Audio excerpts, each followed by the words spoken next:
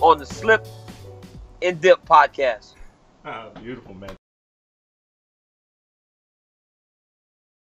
So 76 Slip and Dip podcast. Kendrick Johnson, Matthew Wells, fresh off the heels of UFC 230, which had a little everything, had a little history, had some stars born, had some up and comers. Speaking of up and comers, one of them will be in the house tonight. We will have the killer gorilla himself, Cannonier, and also a friend of the show, Magny. What do you think about this, Matt? It's a good show, good lineup. Fun fights last night, fun card. UFC 230 was pretty good, man. It wasn't as big as all these other MSG shows that had all these blockbuster main events. I've been to both of them. But it was a pretty fun show to watch, though, overall. So I'm not complaining. I would say the last 3 fights told stories. DC cemented his legacy as a Pantheon great. Israel Lozano put his name up in that mix like he might be that next guy. And Jerry Cannonier put the 185 division on notice and said he's going to be a problem to quote Kamaru Usman. Yeah, no kidding. Killer Gorilla did some work, man. He surprised me, to be honest with you, because I thought David Branch, but we've seen that from David Branch in the past. I mean, David Branch, it's like some nights he gets in the cage and he just looks like he's damn near unbeatable, and other nights it's like he just seems off his game. And I guess last night was one of those nights he seemed a little bit off his game. But hey, props to Jerry Cannonier for getting it done, man. Hey, like Joe said, he knew something we didn't know. I told him last week we had some behind the scenes stuff. I said, hey man, you win, I'll give you a call because you get the call on Slip and Dip podcast. He said, oh, you gonna be giving me a call. so he knew something that we did not know. Yeah, absolutely. So yeah, those guys will be both on the show here in just a few minutes. First up, we'll have Magny in about 12 minutes from now. He will be joining us, and then at 8:30 Central Time, we are on Central Time here, we will have Jared Cannonier on the show. But let's talk a little bit more about what went down there. We start with Adesanya because I'm not going to say I wasn't against him. I see the star potential, but what makes him different is his IQ. People talk about his swag and stuff. I guess, like my man Kel Dance would say, we know about the culture. My man had the pick in his head like, I'm throwed out. I'm not even styling. I'm still whooping people. That's what he was doing. And he said he was injured and did his thing. Yeah, almost pulled out of the fight, he said, after the fact. He almost pulled out of the fight. That's so crazy. That was like the common thing last night. Hey, I whooped his ass, but I'm going to pull out the fight. Yeah. DC almost sneezed his way out of the fight, which is crazy. We'll talk about that here in more in a second. But I think the good thing about Adesanya getting that dub, I said before the fight last night, I was like, if he gets a win, he's going to be in a main event for his next fight, and I think he'll be headlining one of these fight night cards. So I can see them at that one. Well, no, it's too quick. I would say that first one on ESPN, but he definitely going to be on an ESPN fight night card. He'll probably be on that ESPN card, to be honest with you, because that's what Dana kind of hinted at last night. He was like, him and Cannonier be a good fight. Well, it would be, and they were both kind of had a little thing back, like not really directly back and forth, but I thought it was pretty. We'll talk to more about Jared about it later, but Adesanya comes in when he goes to the octagon, he marks his territory, right, and then Jared came in after him 2 fights later, and then smelled it and then marked his own territory, like I'm the big dog around here, and it did work. So that was pretty fun little thing there. So maybe they will be. My only critique out of Israel is he gets hit too much to be doing. Like, he has a style. He sets traps. He has a high IQ. But the last person I saw do that didn't get hit in another sport. The Money Man himself. Getting hit's not cool. He takes too many chances. It's one of those, like, one of these times you're going to hit that Piper. But other than that, because he gives people a chance. And, he eliminates it really quick, but why even give him a chance? I don't know if he's giving him a chance per se, but I don't know. I think his thing is, like, he's still trying to find his groove in MMA. I mean, he's a hell of a kickboxer, obviously, but I think he's still trying to mix in the wrestling and the jiu-jitsu and mixing all in together. But technical, though, he shut down Brunson last night. Like, of course. Brunson, fell for every trick that he did. He laid trap in that first, when he came in that first sequence. Yeah. And next thing I know, he just moved over to the right. He's like, okay, thank you. Yeah, I don't think anybody's ever accused Brunson of being an overly technical striker. So that was not a surprise whatsoever. No, I'm not saying. I'm just saying. I'm just saying, like, he fell into his, he's proven the new school MMA. Like, everybody said you got to be well-rounded. I think more than, just as much important that people don't talk about, you got to be technical. Prime example, I like Mr. Chris Weidman. Hey, hope we get you on the show, Chris. He put a hell of a performance on, but you got to learn how to cut off the cage, or you give people chances, and you get knocked the hell out. Yeah, that was crazy. New MMA, you can't do that. These youngsters don't play around like that. I know. Jacare's older, but he gave him a chance. Jacare fought a different fight than I was expecting. He kept getting, like, he just swarmed Chris over and over, kept swarming. He kept that pressure on. Never even. He looked like a Mexican fighter, still a Brazilian fighter last night. Yeah, exactly. He kept that pressure on. He kept that pressure hard, and didn't even think about going for a takedown whatsoever. And I know Chris is obviously an All-American wrestler. Like, you don't want to go get into the grappling game with Chris Weidman, but at the same time, you're Jacare. You're the best, one of the best grapplers, jiu-jitsu players in all of MMA, and he didn't even think about going to it. Like, Chris went for got the takedown. I think it was, in the first round, he got a quick little takedown. And Jacare was like, get off me. He's like, get off me. Let's go back to the striking thing. So maybe that was something that they knew. I mean, if you watch the Countdown show, that's all you saw Jacare working on was his hands. So maybe it was something they felt that they could get it done on the feet, obviously. Do you think they really give us a glimpse like that? Really is like the Countdown show really show what they be doing? Sometimes, yeah. I think it gives an insight to their head more than anything. Yeah, sometimes, yeah, for sure. There's a lot you can take away from those shows, man. And there's many times I've based picks and been right based off of what we see on those shows. Not only Countdown shows, but obviously Embedded, week of. Embedded gives you a glimpse too, but it's nothing like being there fight week. No, it's not. I always go back to Rose and JJ. Yeah, I knew something was up when I saw what I saw. I'm like, oh, it's not looking good. My favorite thing about Embedded is that I like obviously being around there during fight week, but then seeing how they edit Embedded and how they chop up the timeline to make it fit the storyline for Embedded a little bit better. Like they do that. They'll go out of sequence in real time. I've seen that exactly. Before. Yeah, they do that in weigh-ins all the time. They'll put the weigh-ins in the order that they need to put it in. Where they'll show, for example, Darren Till weighing in. He weighed in at 9:15. Darren Till could be like the last person to weigh in, but they're going to put him before Tyron, or whatever, things like that. So I think that's one of the things I always look out for, especially when I'm present during a fight week. So just a little thing, that most people aren't really aware of, but they do that.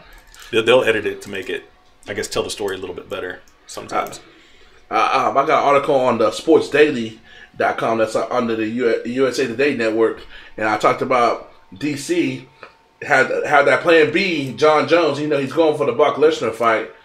I don't think it's going to have as much luster as everybody think it is. Like, it'll do good numbers. Yeah, it's really crazy that they. I think more people want to see him and John fight. Of course. I like if I was just neutral, that's not my job. I'm paying to see that over him, Brock Lesnar. Yeah, the thing is though, John said he doesn't want to go up to fight DC. He said he go down to 205 though. That's what he said on the FS1 interview. Right. I think it would make more sense. There would be more intrigue for the fight if it was that. Well, he said he is in DC that he want to right his wrong and he has to go back. Kind of like Connor. I get it, exactly. Yeah, I get that whole thing. But I'm saying the more intriguing fight would be at heavyweight because DC has more power. Oh yeah. Yeah. But yeah, I mean, obviously, yes, John DC is the much more important fight. You got a guy in Brock Lesnar coming in who is not even ranked right now, hadn't fought since UFC 200. I also see and he popped for steroids at UFC 200. It's just crazy that he's coming in, jumping the line, man. It's just proven entertainment. Entertainment will get you the headlining spots. It will get you the title shots. Entertainment, not fighting. Curtis Blades, I'm sorry, bro. I'm sorry. That's what it is. I mean, that's really what it is at the end of the day. What do you think about our guy Black Beast? What do you think's next up for him? It's weird because, why am I talking about all the holes in his game? He could have told you the holes in his game before yesterday even came. So it was like a big secret. So I understand. And he does. He does tell you the holes in the game. He does. Like you said. Like you said during media day, he said if he wins the title, it'll be an embarrassment to the whole UFC, which is kind of messed up in a way, but it's kind of funny at the same time because he's real. He's real with where he thinks his skill set is, but still, I mean, he's number 2 in the world. He absolutely deserved the shot. So if you're one of those people out there that are, he didn't deserve the shot at the title. He is number 2 in the world, and the number 1 guy was the guy DC just beat. So who was he supposed to fight? Who was DC supposed to fight? Obviously the next guy in line, which was Derek Lewis. Skill sets regardless of where they are, doesn't matter. He had the number 2 next to his name, so guess what? He deserved the shot. And he gets the shot and got the shot. Obviously, it didn't go quite his way. I mean, it's funny listening to a talk after the fact because he said, I believe the best chance was in the 3rd round. And you could tell that he was trying to frame it as a typical Derrick Lewis fight. He was going to let the other guy kind of tire him out. He was going to let DC ride him out a little bit from up top, kind of let him wear him down a little bit, and then hopefully catch him on the feet. So he was literally planning it to be like every other Derrick Lewis fight, but that ain't going to work against a guy like Daniel Cormier. It's just not. I like to respect the brothers. He's basically like, hey, you're a good fighter. You're not on my level, though. He just said it in a nice way. Yeah, exactly. Yeah, there's a lot of respect between the two. I think the only person that DC thinks is on his level is John Jones. He knows. He knows. Yeah, that's another thing, too. People say he don't have to fight him. For him to be hands down considered the GOAT, I think he's going to have to fight him again because we know John Jones can beat him. Yeah. We do not know if he can beat John Jones. Right. Exactly. And I still don't even think, like... But he's definitely top 3, top 2 because he has no PED, so he has no cloudy one, but he has a clear-cut loss. Right. That's true. He does have that. And the thing is, if he beats John, people are going to say, I would say he's top 2 right now. Oh, you got to beat John twice because John beat you twice. No, you don't. I don't know. I think it's kind of like Mighty Mouse. Is Henry Cejudo better than Mighty Mouse? No. So that's probably an example. No, he don't have to beat him twice. Shout out to DJ going over to 1 once again. Somewhere where he will be appreciated more. But that's neither here nor there. Ben Askren getting some airtime last night was pretty cool to see. Ben Askren's got a personality, man. He'll sell fights.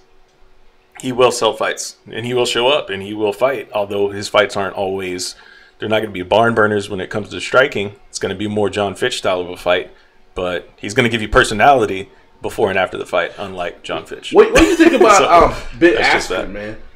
That's what I was just saying. He's good. But I was thinking, like, he I don't know. It's like that ship is sailed far as, like, him being that marketable guy. He's like, he's trying way too hard. I don't think so. I disagree. 100% disagree. I think, depending on who they give him, they're going to give... I mean, really, he can make a good fight with anybody at 170. Anybody.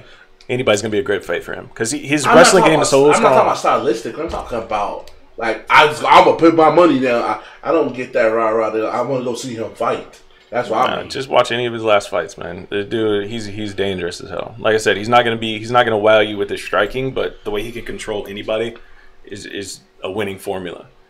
And then, like I said, he's got the personality to back it up. So it's not good.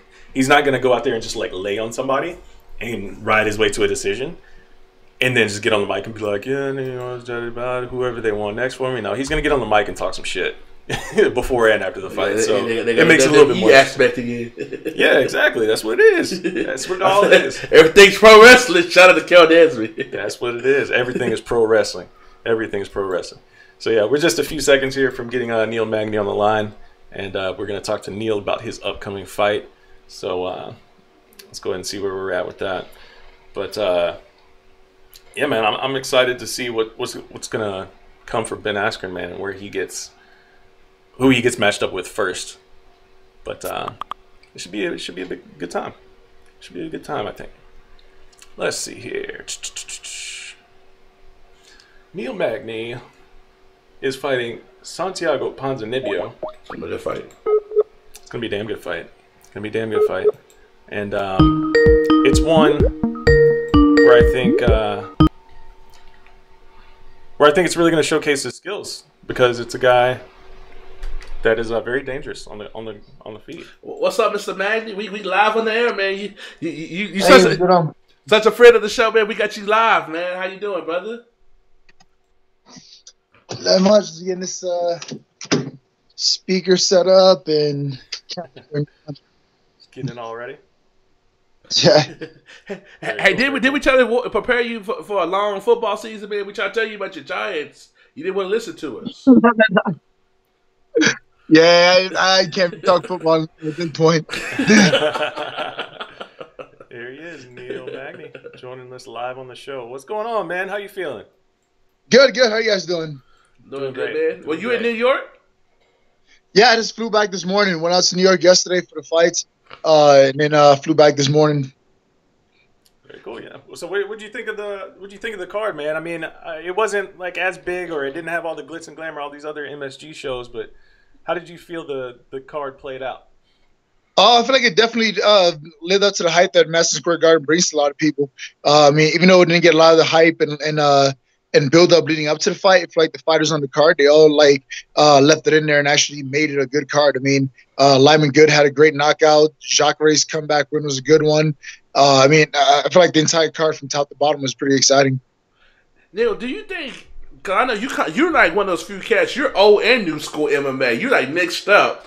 Do you think like the more technical side that MMA is going to is what you have to do to win? Because Chris Weidman did everything he wanted, but he did not cut off that cage, and he paid the price.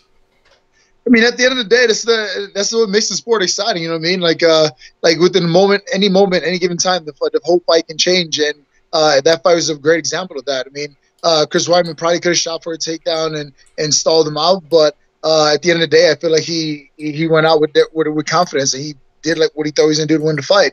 Unfortunately for him, Jacare was able to dig deep and catch him later on in that fight and come out with the win. Would you, if you in that same position, are you just gonna cut off the fight, cut off the ring, and just go on and get that dub, or are you gonna try to be an entertainer? No, I mean, not necessarily being an entertainer. I'm just a guy that likes to push the pace on the guy and look to make my opponent break. So for me, I would have never let off the gas pedal at all, and just kind of kept flooring until I found a finish in that fight, or at least I wore him out to the point like he wanted no more of me.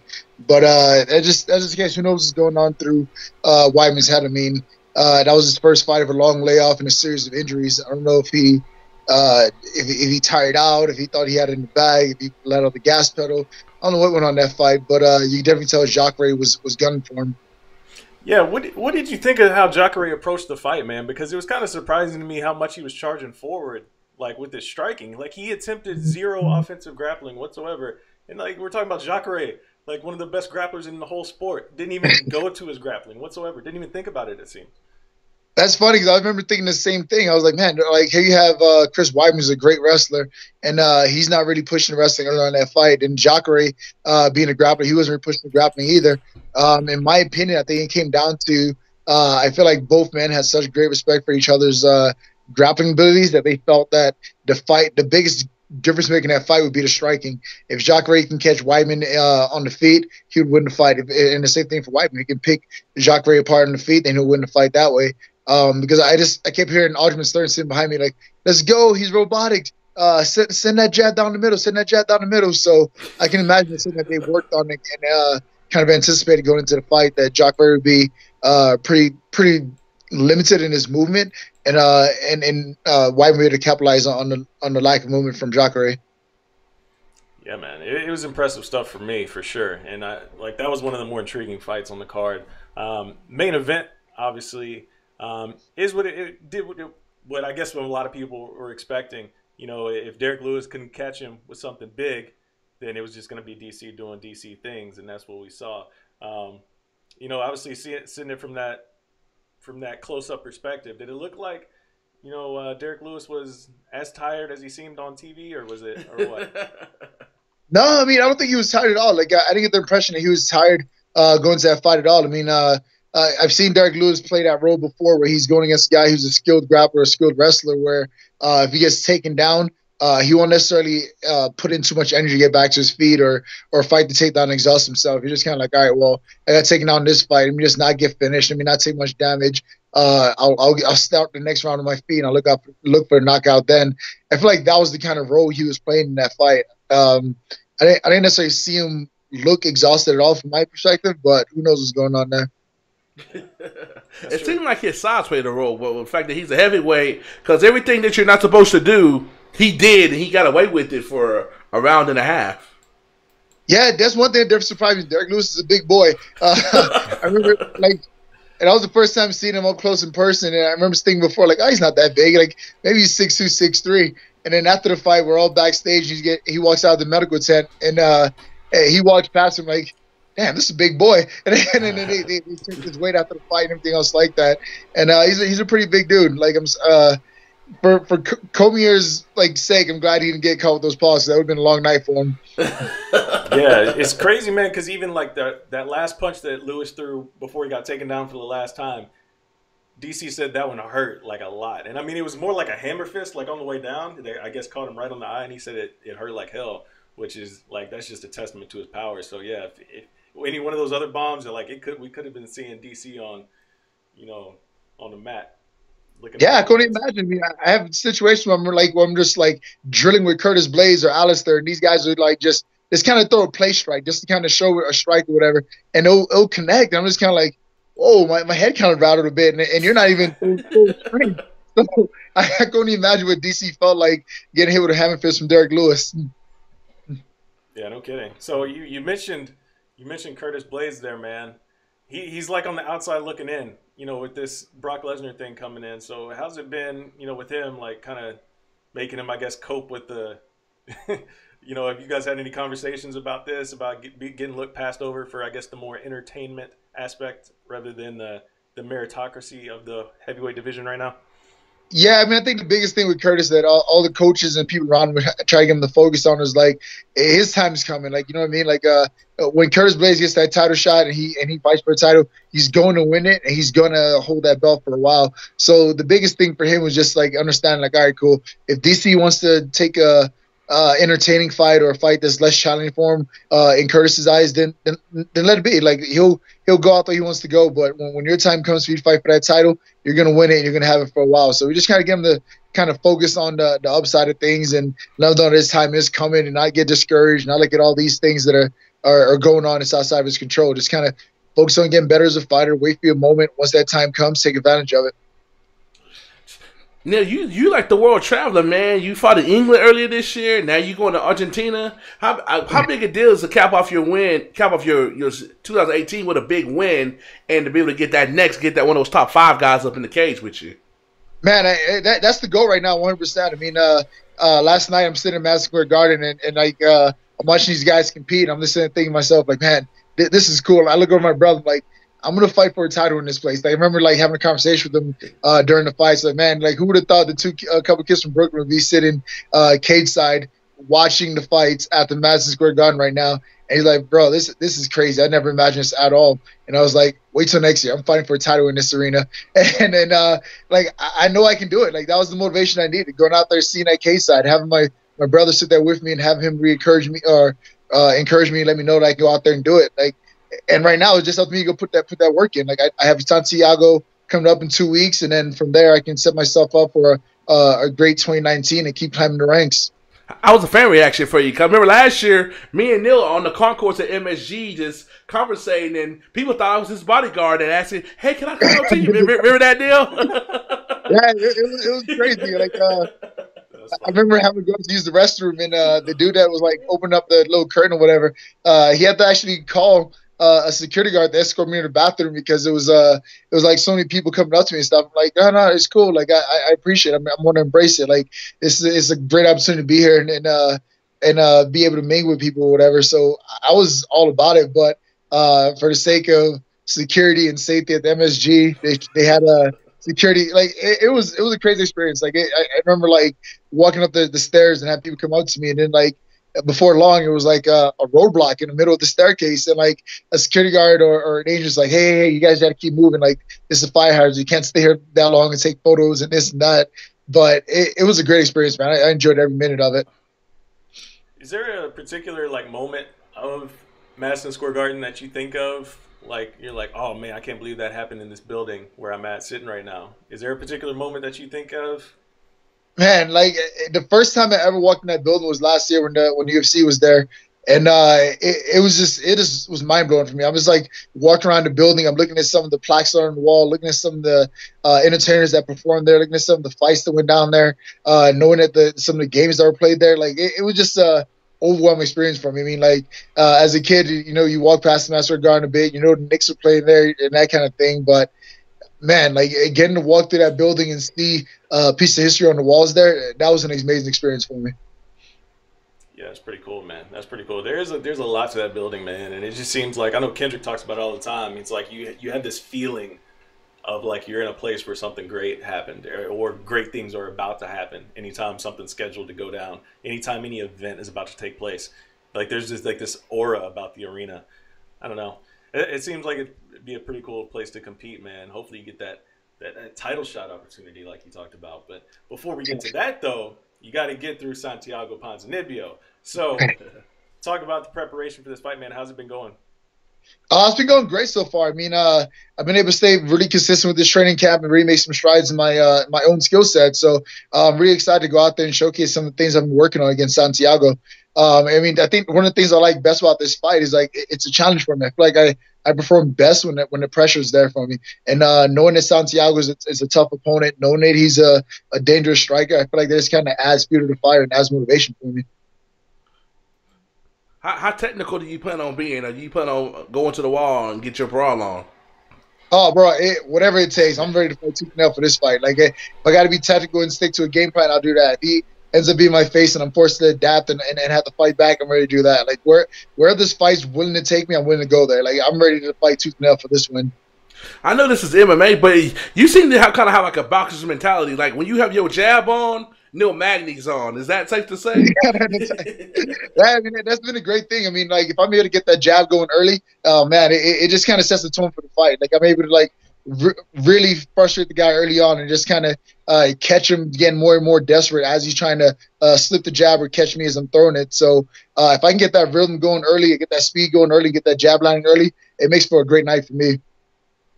Yeah, it's gonna, and I'm hoping like this fight isn't gonna be as crazy as I'm thinking it is, because the way that you two guys like throw down, like you've been in some crazy fights, he's been in some crazy fights. Like I think it could be like one of these fights that's like y'all meet in the middle and like whoever's just gonna be standing. But I mean, both of you guys also have that technical aspect to where you guys don't have to fight that way. So I'm really intrigued to see how it actually is gonna end up playing out. For sure. I mean, at the end of the day, in the back of my mind, I know this is a main event opportunity for me. I know at the end of the day, like the UFC likes the guys to go out there and put on entertaining fights. So for me to just go out there and just get a pretty like lackluster a technical win, like I don't feel like I'll be happy with that. I want the crowds jumping. I want the guys getting excited. I want the UFC and the fans to be like, wow, dude, I want to see Neil Magny fight so and so after this fight. And that's the kind of performance I'm looking to go out there and put on. Like I want to go out there and just put it on the line, come up with the W, and have people start talking like, oh yeah, I'm ready to see Neil fight so and so at the beginning of the year. So are you gonna cut a promo? Assuming you get your hand raised, you ball. Besides getting a call from the slip and dip, are you gonna get cut up with a promo after the fight? I mean, that's one of the things that didn't work out too often. We know the last fight I tried calling out the whole Usman thing, and turned around that fight didn't happen. So at this point, I'm just going back to that old mindset that I had, just kind of grind through. Like if I have to beat every single guy from number 10 through number 1 to get that top spot, I'm ready to do that. I'm ready to do that in as little as 6 months if I need to. Like so, that's the mentality that I'm adapting now. I'm going to outwork every single person in the division and get what I want. So I mean, it's got to feel good to be in there against another ranked opponent, because I mean the last guy you fought, Craig White, I mean I know it was like a replacement last minute, but it really didn't, I guess, do much for you other than to get another win on your record. So now you got a ranked opponent that a lot of people are high on. So how do you have extra motivation knowing that you're going in there against a guy that's up there on the ladder with you? Not say extra motivation, just another opportunity for me. I mean, at the end of the day, like even my last fight, like you mentioned, was against Craig White. Like if I were to beating him, it did do much for my career. Not really. I mean, I moved from number 9 to number 8, so it didn't do much in the sense of ranking. But at the end of the day, if I would have took that fight lightly and went the other way, it would have been pretty damaging to my career. So I never take a fight lightly, never take an opponent lightly. I just kind of look at the opportunity, go out there and make the best of it. And going in there fighting Santiago is no different. What do you think about all this craziness in your division? You got so-called future Hall of Famers in there. You got future Hall of Famer and Tyrant at the top of the heap. You got a little everything up in there. You got foreigners that talk noise even though they can't wrestle. What do you think about the top of your division? I mean, to be honest with you, I'm frustrated with the division. There's so much talk going on, but like seriously, like as a fan, like the RDA Covington fight, that was pretty insane. But like as a fan of the sport and the guy that competes in the division, like I can't remember the last fight that came in welterweight division. I was like, oh, this fight's about to be the one. I want to tune in for this one. It just hasn't been one. There's been like all these guys be regurgitating all this material that they looked up online, trying to make themselves sound cool or whatever else. But I can remember that last fight that I got excited for in the welterweight division. And for me, like, you know what? I want to go out there. I want to be that fight. I want to be that fighter. I want to go out there and get the fans excited and talk about the welterweight division again.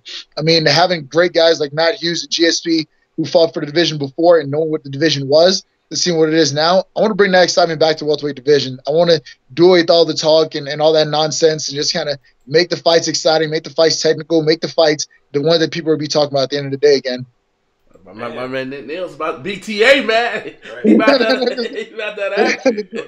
So you weren't excited for Woodley versus Till? That wouldn't get you excited at all?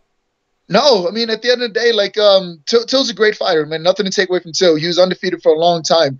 But at the end of the day, like, Till's skill set, getting ready to go against Tyron Woodley, it wasn't quite there. He needed more time in order to get that fight executed. And on top of that, he had 6 weeks to do it. He had 6 weeks to train for Tyron Woodley. When you have a guy who missed weight in his past fight and you give him 6 weeks to get ready for his next fight, his training camp in a matter of 6 weeks is not geared towards getting better. It's not geared towards winning. It's all about making weight and making that cut. So I didn't really expect to see much out of Till other than him making weight. Making weight for Till was the win for him. It was real hard to see him going in there and executing a perfect fight when there was so much pressure and so much emphasis on him making weight in 6 weeks. Yeah, some good points. There's some good points there, and it did seem like I agree with you there. It seemed like, you know, just getting to the scale and making that weight was the bigger story. You know, for sure. It seemed like a lot of people were on Tyron's side as far as the fight goes, but yeah, that definitely a lot of the headlines were around that for sure. I mean, and I've been that role before. I've been like bouncing back from injury. You get to the point, it's like, all right, here it is. You come back from injury. How do you feel? How this can play out? So in the back of your mind, you get to the point where it's like, I'm over this injury. I'm good to go. And then you get in a fight, and like just the fact that you were able to make it through a training camp, this fact that you were able to make it past that injury, like you take that as the win. So the fight becomes like secondary at that point. So I can definitely understand the pressure that Till was going through leading up to that fight. What'd you make of Ben Askren showing his face and I guess going around doing some interviews last night? What do you think about his arrival to the UFC?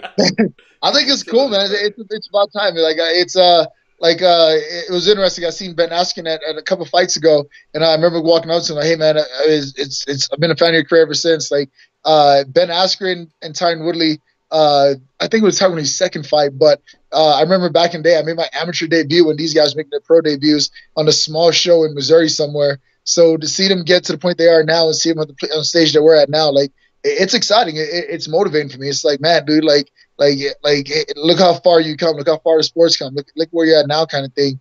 And I was excited to see him get to the UFC. I mean, not just for his skill set, but for what it does is for the MMA game in general. I mean, for the longest time, you had people complaining that UFC's monopoly, UFC's this, UFC's that. But the fact that you're having these guys that are coming over from Bellator, coming over from ONE FC, coming over from these other organizations, and getting their shot at the UFC, I think it's a great opportunity for everyone.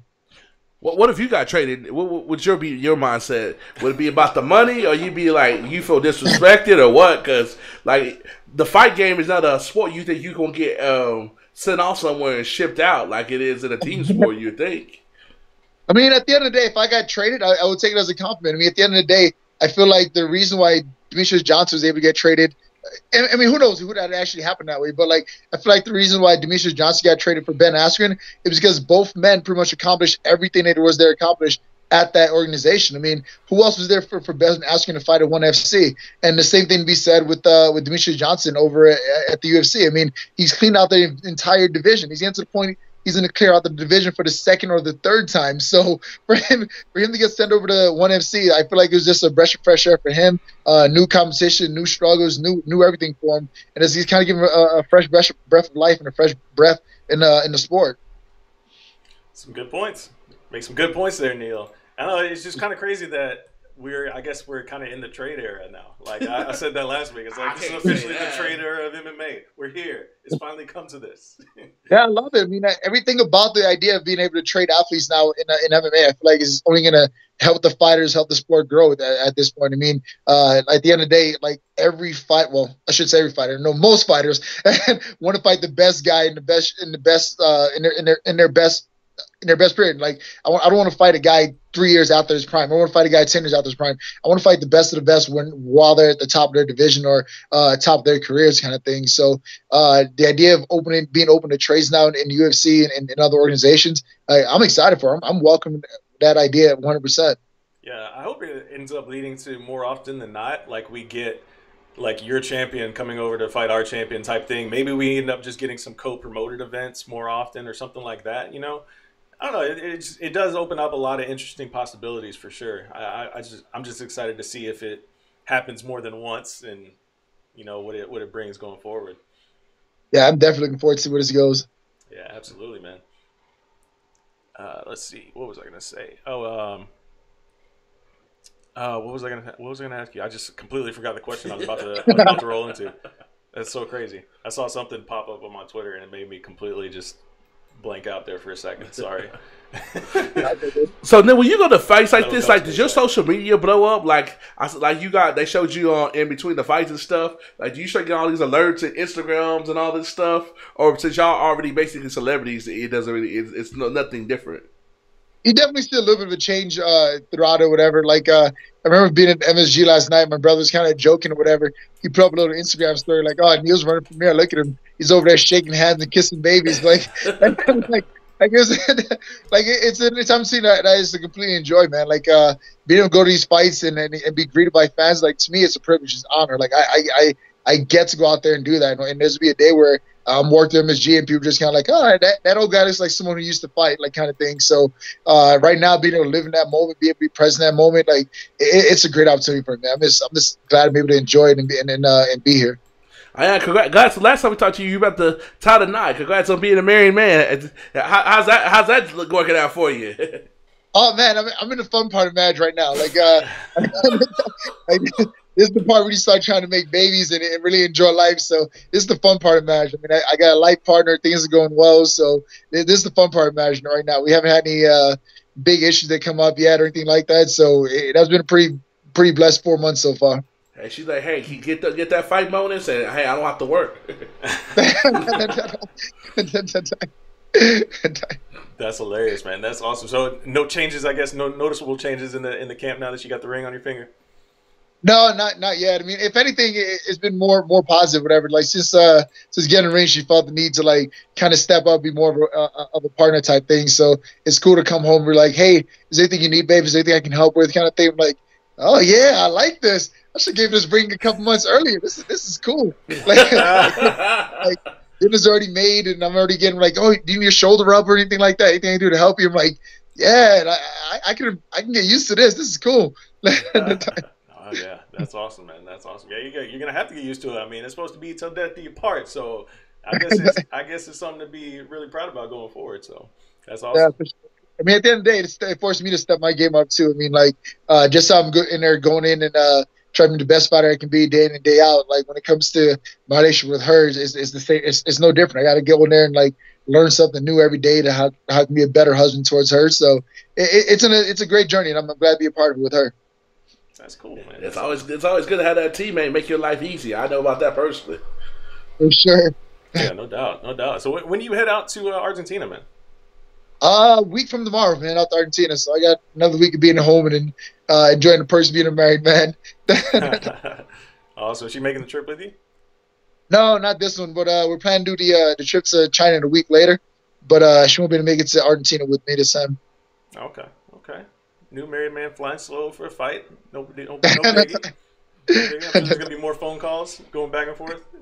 Yeah, the phone calls gotta be video Skype now to make sure. Yeah. Exactly. So we get you worked out now. She's like, I saw the interview. I know you got Skype on your phone. Yeah, you're not gonna be able to escape that one. You're not gonna be able to escape that one at all. But yeah, man, what's it feel like though? I mean, you're going out there. I guess you're like in enemy territory, so to speak, and headlining this in this spot. You excited to hear the crowd? I guess because you're gonna hear the boos, man. You're gonna hear the boos. You're gonna hear all that stuff. Is that kind of? Yeah, honestly, I'm looking forward. Like the best part about this whole thing is like my Spanish is not that good anyway. So like at the end of the day, they're chanting some nonsense against me or saying something against me. I'm not gonna understand it. So crowd saying whatever's going on. Like at the end of the day, I'm gonna hear some noise in the crowd, and it's gonna pump me up, and I go out there and do a great job. Like I'm not gonna have I'm not gonna have a clue what they're saying. I'm not gonna care what they're saying. I'm just gonna take it as a chant towards me, and I'm just gonna go out there and put on a great show for the fans out there. Are you gonna be like on Mike Jackson? You gonna be eating all the booze? Yeah, man, that's hilarious. That's hilarious. I'm excited, man. I can't wait for this fight. It's going to be a hell of a fight, man. And this, of course, this is the main event of that FS1 show. One of the last FS1 shows. Thank God. Yeah. Hopefully, the pacing will be a little bit better when you guys transfer over to ESPN, because For sure.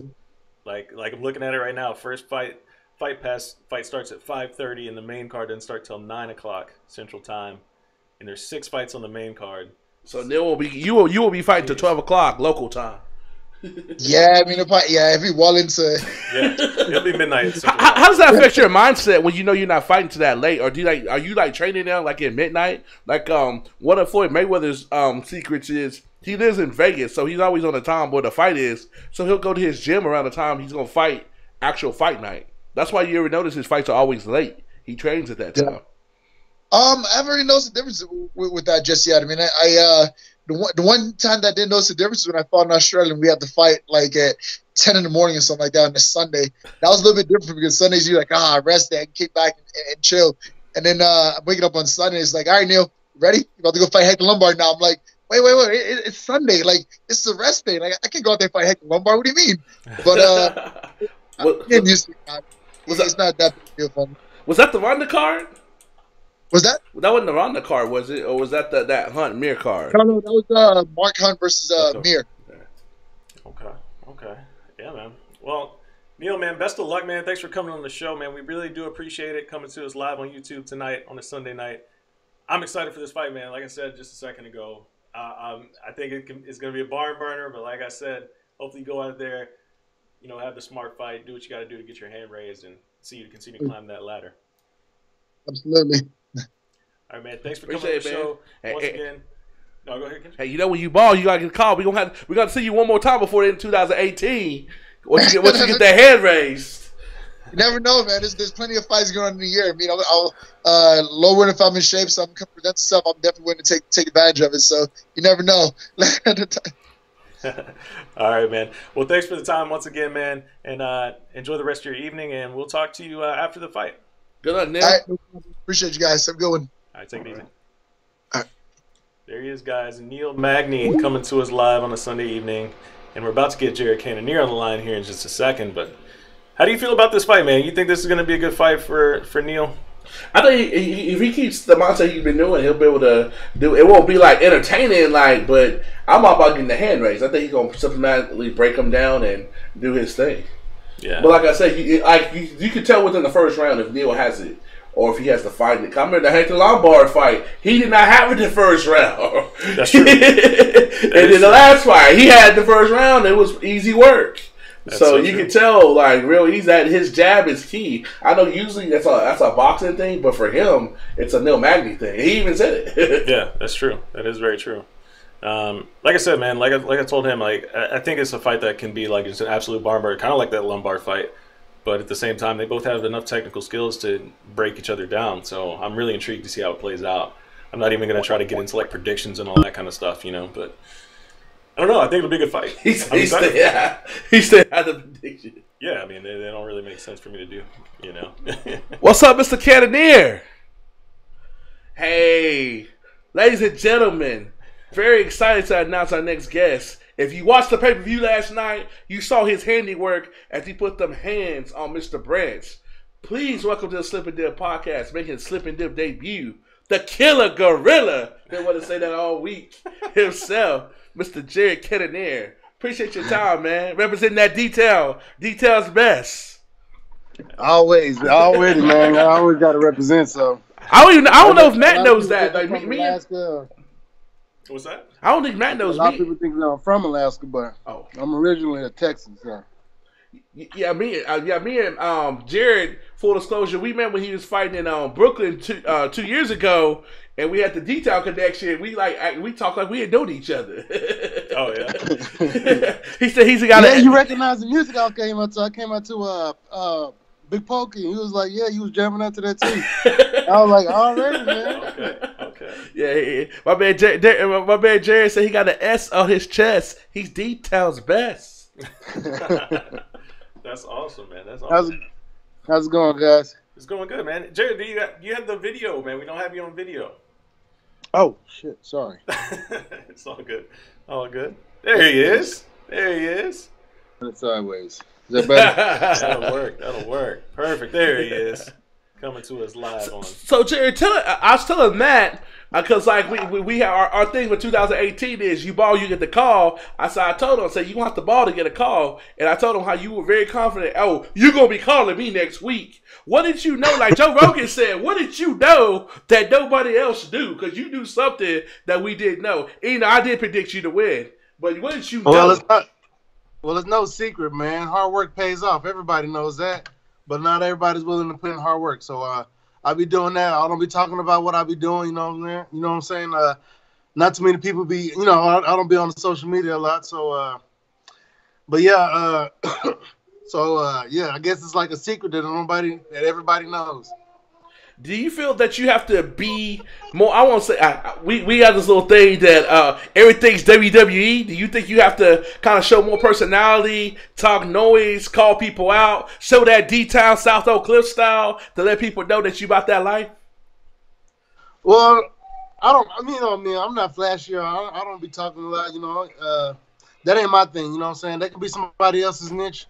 You know what I'm saying? And if so, you know, good for them. More power to them. I hope they can make the most of it. But I'm just being me. You know what I'm saying? That's all I can do. So ain't no point. It's too much energy thinking about how to act and thinking about everybody else's feeling. You know what I'm saying? I can care less about anybody else or how they feel about me.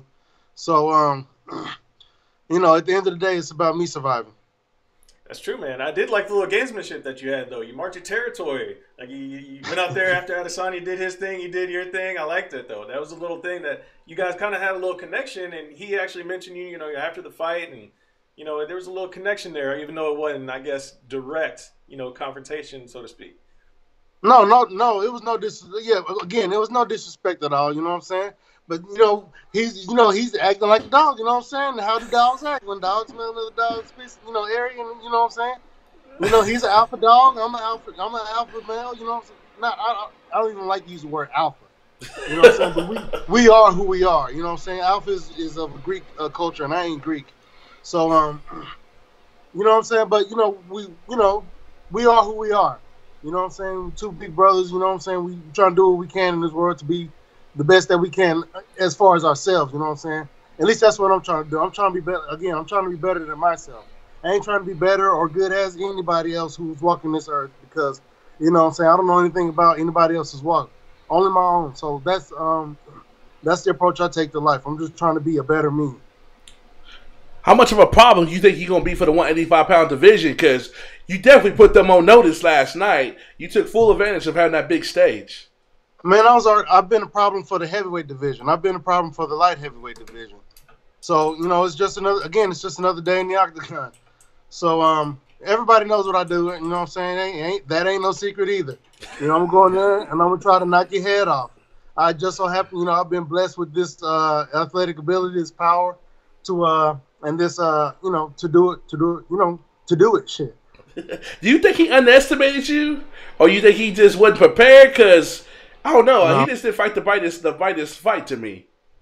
Well, it's not his fight. It's my fight. You know what I'm saying? When I step in the octagon, I ain't here to play your game. I ain't here to dance. I ain't here to let you lead the dance. You know what I'm saying? It doesn't matter who it is. You know what I'm saying? It's just who I am. And that's the approach that I take to fighting. And it has its effects on my opponent, be it physically or mentally. Not saying that he was affected mentally, you know what I'm saying? Because, you know, I hit him pretty hard. So... But he was game. He had his plan. We all saw what his plan was, and I say it every time. That's what your plan should be if you want to have a better chance at fighting me. But you know, like I said, you know what I'm saying, you have to shoot eventually. Either that or get knocked out or knock me out first. You know what I'm saying? So it's a fight. Again, it's just a fight. No, you know, I don't involve any emotion into it. You know what I'm saying? I ain't got no feelings about it. I like to feel it. I ain't, you know what I'm saying? So, It's what I do.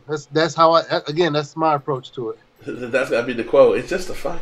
Yeah, I mean it's true, but it's funny, man. Like I like the way that you approached the fight, and how it played out for you. It was, I guess, the perfect way to fight him. And like I was telling Kendrick before the fight, it seems like some nights David Branch shows up and he looks like he's untouchable, and other nights it's just like, whether it be his opponent just breaking down his game plan or him seeing off of his game. Like, did you feel like he was like the best David Branch that you may have watched in like film leading up, or do you even watch film leading up to the fights? I do watch film, and as far as I'm concerned, that was the best David Branch. Okay. Not only did I think so, also the people in whoever do the rankings thought so as well. So I don't, again, I ain't thinking about anything else except for what I come in there to do, and I come in there to fight. So again, everything, the only thing paramount in my mind is making the fight happen the best to my advantage. You know what I'm saying? I'm trying to go in there and win. And the best way to win is get a knockout with the very first punch you land. So that's the moment I'm looking for right there. I just want to touch, no sweat, all bets, no sweats. Yeah. So did the move down like the weight cut and everything like that? Were you concerned about fatigue, anything like that leading in? Were you any issues whatsoever, or did you feel like you'd have more power and be able to get that knockout like that? Well, I absolutely have more power at this weight class. I have the same power I had at heavyweight, to be honest. I just don't have all the weight, behind it. I don't have all the weight slowing me down either. So my cardio has never been an issue, even fighting at heavyweight. My cardio has never been an issue, and it never will. You know what I'm saying? I'm a professional. I'm prepared for the very worst situations to occur in the octagon. And being tired fighting is not one I want to experience. I do that in the gym enough. So, my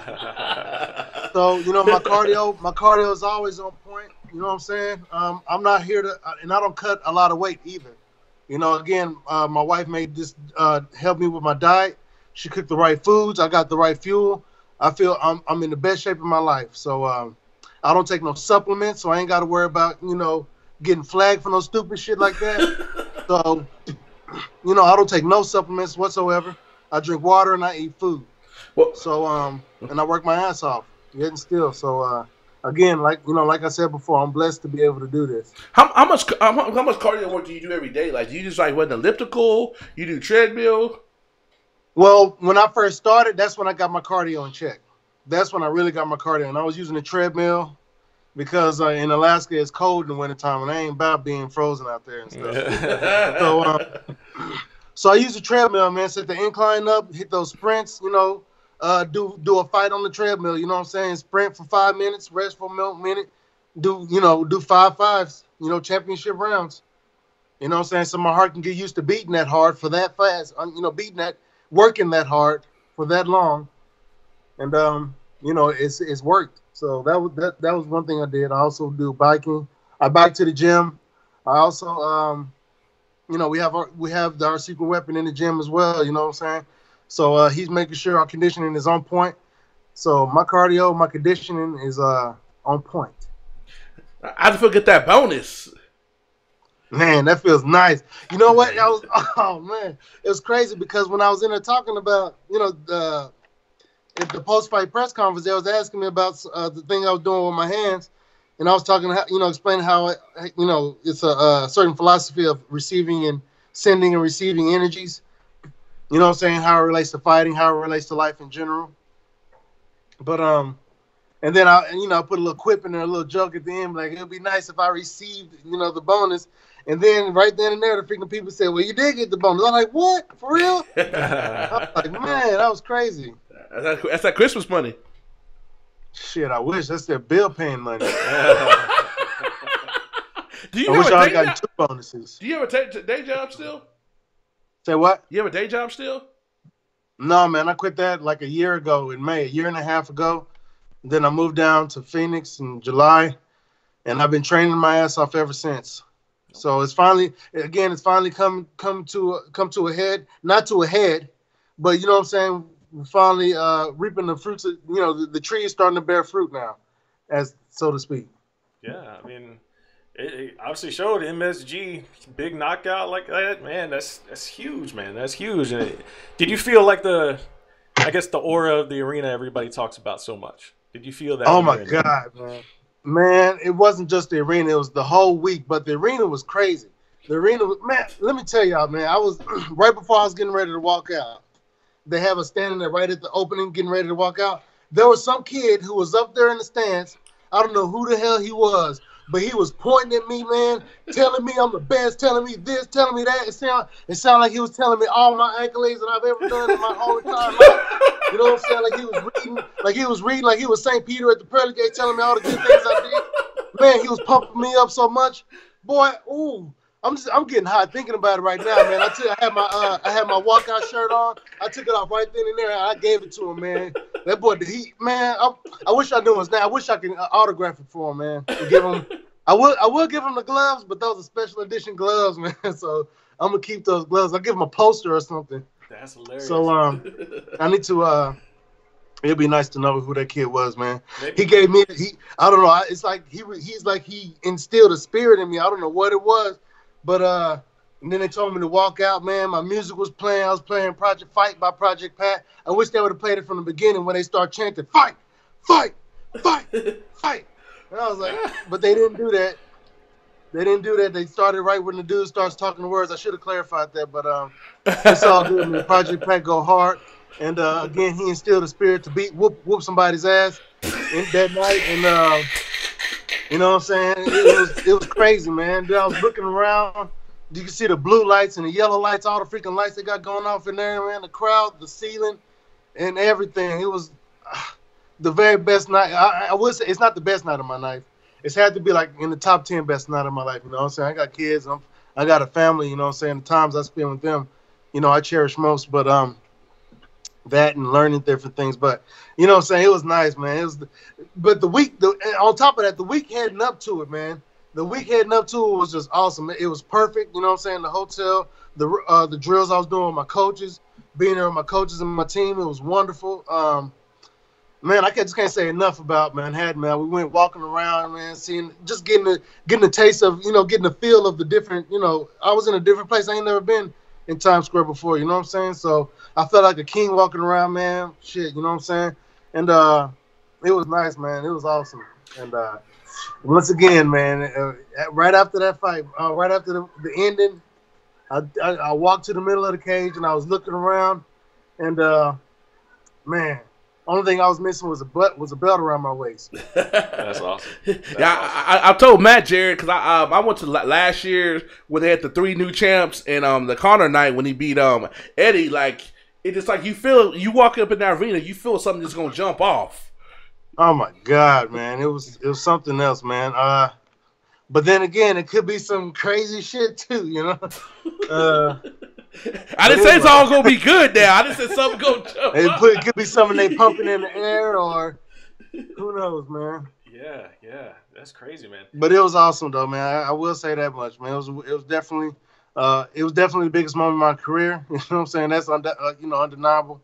And you know, as far as going forward, you know what I'm saying? I'm just focused on, you know, getting better. You know, maybe catching that purple dragon again, but you know, again, I'm focused on myself getting better.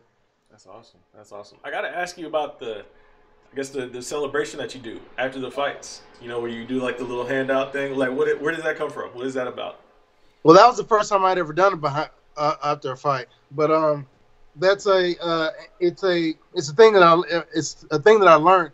If you guys heard the post-fight interview, I shouted out a couple of brothers, but one of them was Jamal Milton. Is a guy who, you know, he does video. He has I would call it, how can I call it? It's hard for me to explain it, but it's like, you know, it's a different, it's sciences that, you know, we're not taught, you know what I'm saying, especially in the public, you know, in school or anything like that. Okay. Not even in our homes, you know. It's a lot of stuff that we aren't taught. So it's a lot of things to think about the world we should know, but it's a lot of things we don't know. Not only the world, but, you know, a lot of things about ourselves that we don't know, you know, a lot of things that we're not taught. There's a lot of things that people are using to their advantage to make a lot of money, you know what I'm saying, to stay in power and things like that. So these are just things that I've been learning, you know what I'm saying, the last year of being free from, working, slaving away at a job and taking my consciousness away from me, you know what I'm saying, when I could be cultivating myself, cultivating, another entity. So I don't have to do that no more. Thank goodness for that. And I get to I get to spend my time. My job now is to cultivate myself, be a better fighter. You know what I'm saying? I could be a better father, a better husband. I get to be better, a better black man. You know what I'm saying? So, and at the end of the day, like I said, it's all about being a better person than I was, yesterday. How's your social media father happen? Has it blown up? Because it's like people knew who you were, but you can't. You let them know, like, I'm that guy last night. You let them know. No, man, I gotta stay. I'm humble. You know what I'm saying? I ain't the type to go out there, talk myself up. Kings ain't got to go around and say that I'm the king. You know what I'm saying? People know that shit when they see you. They know when you walk in the room, they see that majesty. They see that, you know what I'm saying? And I ain't got to tell nobody that, you know what I'm saying? And whether they accept that or not, it's not my problem. That's their problem. As long as they don't come up with my kingdom causing no ruckus. I feel that. He said causing a ruckus. What's up? You got to get on Twitter, man. Like, what's up with Twitter? They haven't verified you. I see you verified on Instagram. Why is Twitter slacking off on you? Well, actually, man, I was looking at my Twitter and Instagram. I got damn near 10,000. I went from like 3,000 to 10,000 in like 2 days. Yeah, I saw that. That's so awesome. It's nice. But then again, like I said, I don't be on social media like that. You know what I'm saying? I don't let people in on what I be doing. Otherwise, they be trying to break me down or you know what I'm saying, beat me to the punch. So, that's the way I move. Like the ninja in the night. You know what I'm saying? You don't need to know what I do, but when I do, it's going to be something that you ain't never seen before, and it's going to be something that hopefully you'd pay a lot of money for it. So what do you want to happen next, then? Tomorrow morning I'm waking up and I'm going right back into the gym. You know what I'm saying?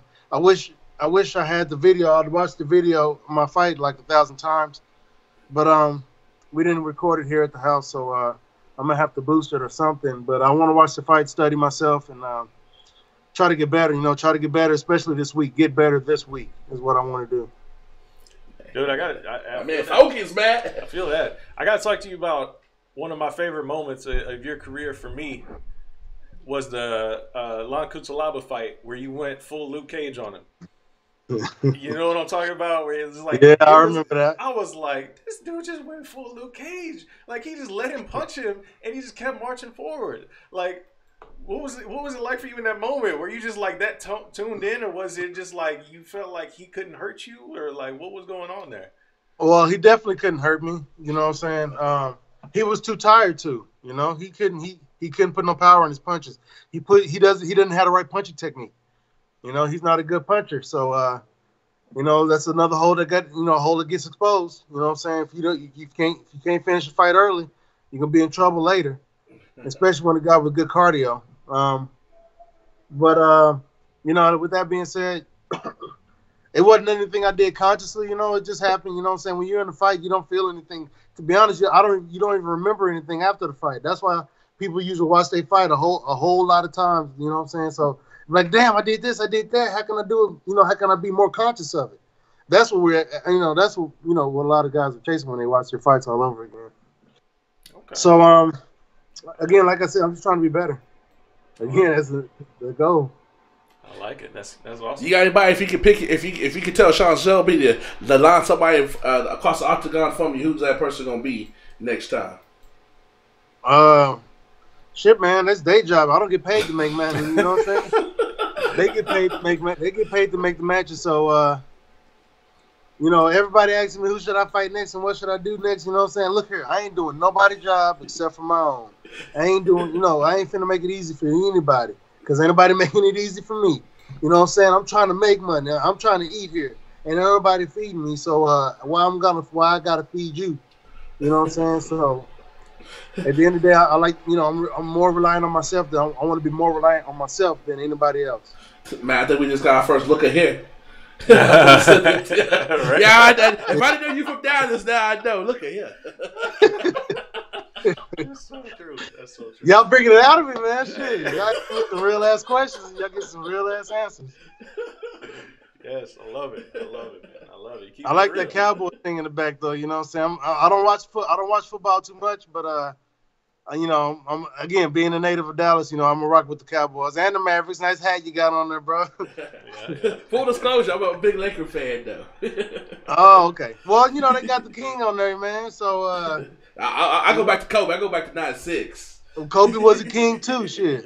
Yeah, no doubt, man. So respect for all them brothers, man. Yeah, that's awesome. What do you think? Speaking of brothers, we've had multiple talks on here, because we see different stuff that y'all don't see. You see stuff that we definitely see. What do you think about the UFC relations with African Americans? It seems like they just don't get it in the big picture to be able to take certain people to the next level. You mean taking African Americans to the next level? As far as promotion and just getting the culture and stuff like that. Well, at the beginning and the end of the day, it starts with the brother. You know what I'm saying? If all we do is do what we do and not worry about how everybody accepts or receives, you know what I'm saying? At the same time, we have to be respectful. We have to, try to maintain some level of cordialness. Is that the right word? Yeah, that'll work. You know what I'm saying? But I ain't trying to say be soft or anything like that either. You know what I'm saying? So again, you know what I'm saying? I'm a perfect example. You know what I'm saying? I'll be a role model. I'm not saying I'm the perfect brother or anything like that. You know what I'm saying? But I got love for my people. I got love for all people. You know what I'm saying? I do got love for my people. You know what I'm saying? So whatever, man. Again, at the end, at the end of the day, it starts and begins with the person. You know what I'm saying? So as long as you are what's the word? Not accepting of yourself, but as long as you love yourself, the world ain't got no choice but to fall in line. Yeah, that's real. That's real, man. It's there's a lot of things. You know what I'm saying? But then again, hang on. Let me go ahead. Let me back that up though. Okay. Because we do live in a Western civilization, and it is ran by a particular system. So I'm just gonna leave it at that. And I'm not saying that it's infiltrated our martial art or anything like that, but it has infiltrated our society as a whole. So, with that being said, the black man is viewed a certain way, and it's definitely not viewed the same way that other people of other races are viewed. And I say, and I can only speak from the view of a black man. So, if anybody else gets, uptight about it, you know what I'm saying, I'm sorry, but I'm not sorry. You know what I'm saying? I can only speak from my view, and this is all I know. I can empathize with you on yours. You know what I'm saying? But when it's time to do that, we can do that. Right now, you know what I'm saying, if the situation is about me, then let's stay focused. That's real. Jared keeping it 100, Killer Gorilla keeping it 100 up in the slipping dip. Got to, man. Yeah, man. I'm really excited to see where your career is going forward, man. And I really do. I'm really excited. I mean, last night was turned a lot of heads. I think. Yeah, last night was fun, man. That was real fun. I'm glad it happened the way it happened. I felt like I manifested that long time, when New York first legalized it. I thought about it. I was like, wow, man. I didn't ask myself, wouldn't it be something? I'm like, man, I'm gonna do that. I can do that shit. You know what I'm saying? I'm gonna do that one day. Yeah. And here we are. You know what I'm saying? Yeah, that was nice. And again, just learning more stuff about the way the world works, you know what I'm saying, helps me move through it. Man, that's powerful stuff, man. You brought some real talk to us tonight on the Slip and Dip, man. We're live on YouTube right now. Appreciate everybody watching. Jared, thanks for joining us on the show, man. Once again, congratulations on an epic performance last night, and we can't wait for the next one. We'll definitely be in touch, brother. Hey, when you get that call, I told you I was going to give you that call, didn't I? Who the first people to text you last night? Yep.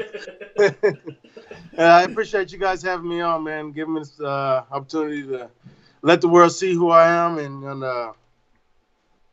enjoy. Hey, you got to help us get your man Ben on here, man. We trying to get MMA legends on here as well. Hey, man, but he at the gym.